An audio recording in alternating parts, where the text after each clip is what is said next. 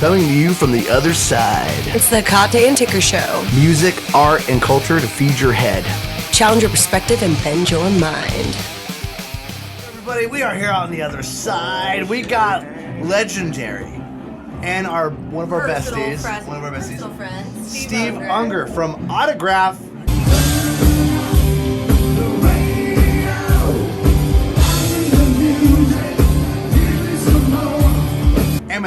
And Metal Church, yes. Well, from Metal Church, but now the newest edition of fucking Autograph, man. Like, dude. how fucking insane is that? Like, so what's it been like? I mean, you've been non-stop, go.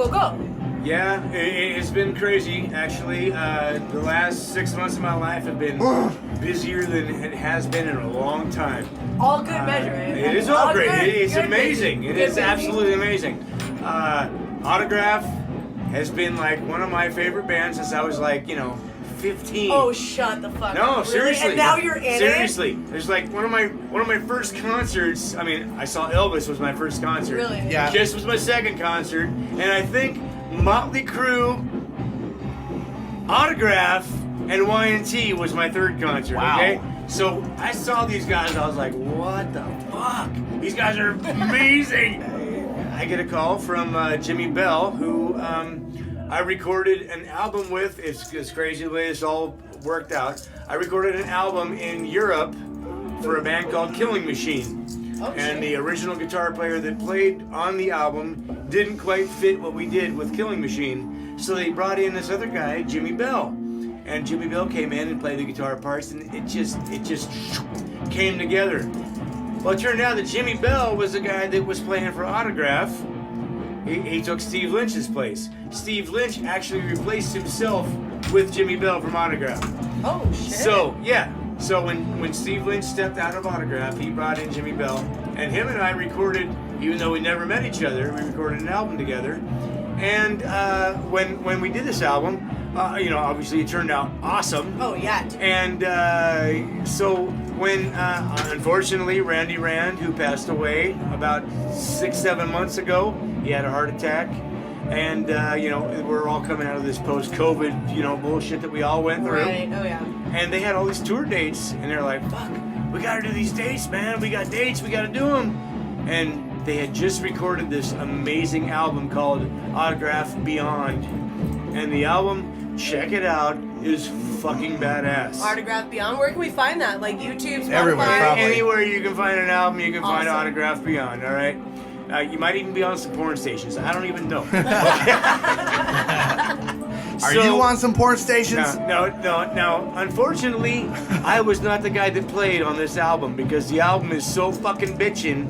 I'm telling you, I am so proud of what these guys did on the album. The band is legendary, and each guy in the band are absolute fucking sweethearts. I don't know if you remember this. Last time we were at Doc in Stormy's house, they played Autograph all night. Oh, And yeah. that was right before. Yeah, it was almost like they So knew. that was weird. Yeah. Like Yeah, they knew. that's So I love to hear them, and then That's you're crazy. on there, Steve. Like that's fucking cool. So yeah, I did not record. I'm just gonna put that out there. It was not me Yet. on this album.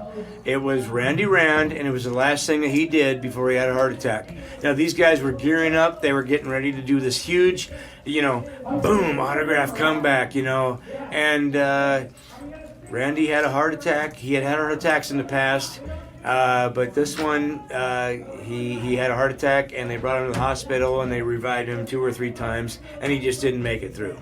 So he passed away, and because I had done that album previously with Jimmy Bell, Jimmy called me up. He's like, dude, what's happening? And I was like, hey, Jimmy, what's cracking, dude? And I had never met Jimmy. We had just recorded on an album together. And he asked me, he's like, hey, man, can you sing? I'm like, I can sing my fucking ass off, bro. Oh, and shit. And I knew at that time what was Yeah, coming. what's in I'm like, store. oh, shit, here it comes. He's like, what would you think about, playing for Autograph? And I was like, you gotta fucking be kidding me right now. I fucking love that, man. Yeah, right. I have loved Autograph since I was 15. And so they were like, well, would you like to come down to LA and audition with us and shit? And as they're talking to me, I'm like online. I'm online. I'm like, all right, I just booked my flight for Thursday. And that was like Monday, right? And they're like, okay, well, we're going to send you like 5 songs and we'd like you to come down and audition. I'm like, all right, I'll be there Thursday. and they're like, you can learn these songs by Thursday and come down. I was like, just send me your whole fucking list, all right? You're like, I've known these songs since I was 15, man. I know It's these songs. like, The only songs I really have to learn are the new stuff. And it's like the same formula that Autograph has always had. Right, I'm sure, yeah. So, I mean, once you know the formula, you kind of, it's a self-chemistry, you know? Yeah, And okay. so I was like, I'll get it together. So I went down there, and of course I nailed the fucking audition, and they were like, dude, the gig is yours if you want it. And I was like, hell yeah. That's so cool. That is so It's fucking what I love amazing. is a rock star who's excited to be with other rock stars. I'm excited to be with everybody. You're a rock star who is Yeah.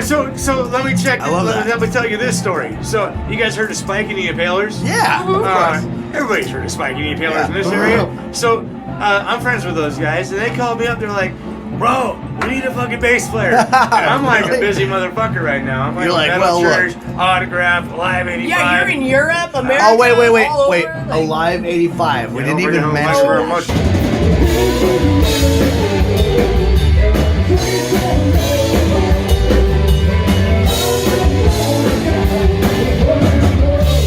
Live 85, Elvis Yeah, tribute. don't forget it, baby. Experience. Don't forget it. It's the Elvis experience. Didn't you win? Like, Elvis out of everywhere. I did. Yeah. Like a year ago. Yeah. So check this out. So a year ago, We were talking I had, about that. I had never done anything like this in my life. Hey, It was like a battle of the bands, but it was a battle of the Elvises. And it was So called Yeah, I the, remember that. It was called the Kentucky Rain Elvis Challenge, and it was at the Everett Theater. Yes. And I was Yeah. like, oh hell yeah! So my buddy calls me up. He's like, bro, you got to do this shit. And I'm like, oh.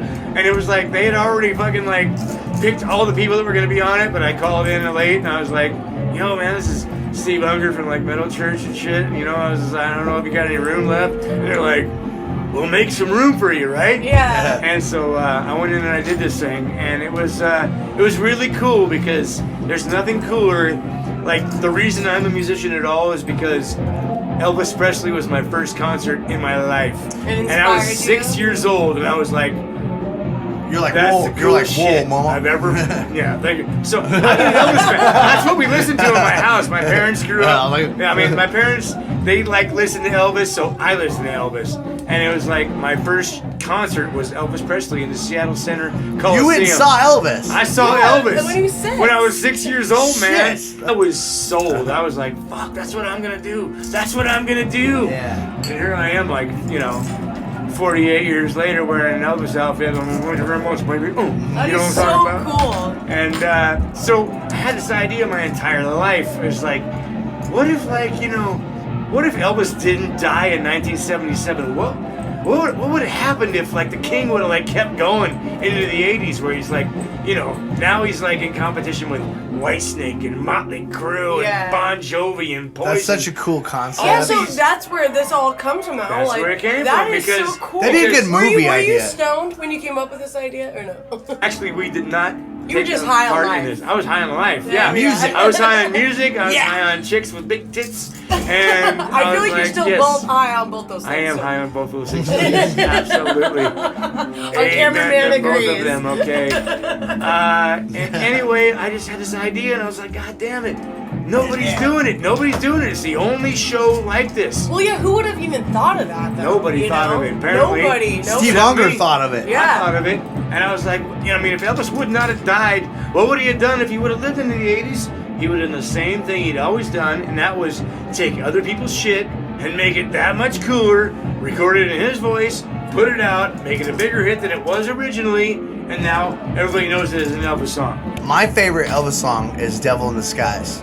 You the devil in the sky, oh yes you are. What is your favorite Elvis song? Let's see, my favorite, you know what, there is so many Elvis songs, Yeah, I there gotta is. tell you, probably, I gotta say is either Suspicious Minds, because it's just like, Okay. really hits home. Yeah. Yeah. We can't go on together with Suspicious Minds. Or, let's say, My Way. I mean, it depends. I mean, you looking at a rocker, or are you looking at a slow song? He had Bridge Over Troubled Water. I mean, I love singing all these songs.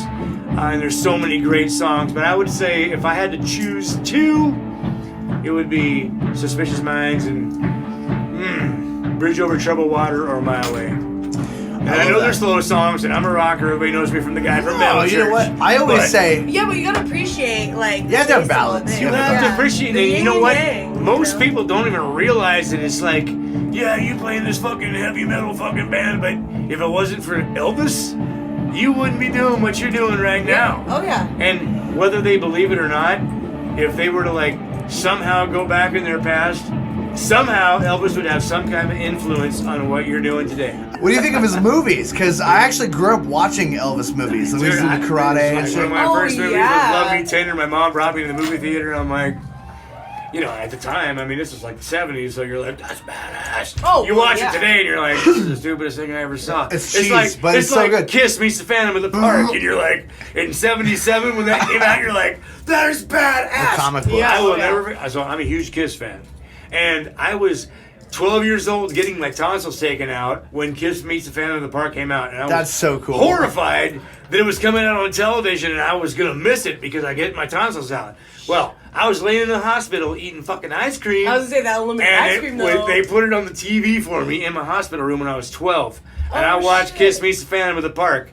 And when I was 12, I was like, Jesus Christ, that's the coolest fucking thing I've ever seen right there. Dude? And then you watch it today, and you're like, that is the gayest shit that's ever been. Yeah, but it's crazy that, like, innocence of the mind, too, and then... Yeah. And how the times change. Right. I mean, there is shit that blew my fucking mind when I was a kid, and now I'm like, I watch Avatar, and I'm like, dude, that looks so fucking real. Like, I would believe this as a child. I would have dead-ass believed this. Yeah. Well, I came a long way from the, when I was a kid, and I was like waking up in the morning, you know, you watch the like morning cartoons and shit before you go to school. You're like watching like Banana Splits and Star Blazers was Schoolhouse Rock. There's this thing called Star Blazers. I don't even know if you know what it is. You probably don't because you're like half my age. I do not know Star Blazers. You know Star Blazers? I do not know Star Blazers. Check out Star Blazers. Okay. Nova was fucking hot. I would have banged the shit out of Nova, okay? Just saying. You heard it here first. Yeah, that's right. You heard it here. Steve would make Nova. Nova would have gone down. Okay, so sorry for nerd out on Elvis. Let's go back to Autograph. All right. Like, so that's pretty cool, man. Earlier we forgot to mention that you're doing an epic Elvis tribute, but like, dude, you're in fucking Autograph. Even for me, that's because I know Autograph. My dad got me into Metal Church and Autograph. So Metal Church and Autograph both fired. I remember the first time I met you too, because I knew about Metal Church, and we were playing with your kiddos in Sin Circus. Sin Circus, yes. And I don't know if you remember this. Do you remember One Eyed Jackson Linwood? I absolutely do. Yes. that was goddamn, what was the guy? He passed away. What was the guy that put that together? I don't remember. Oh my God, he passed away like, you know, recently after that.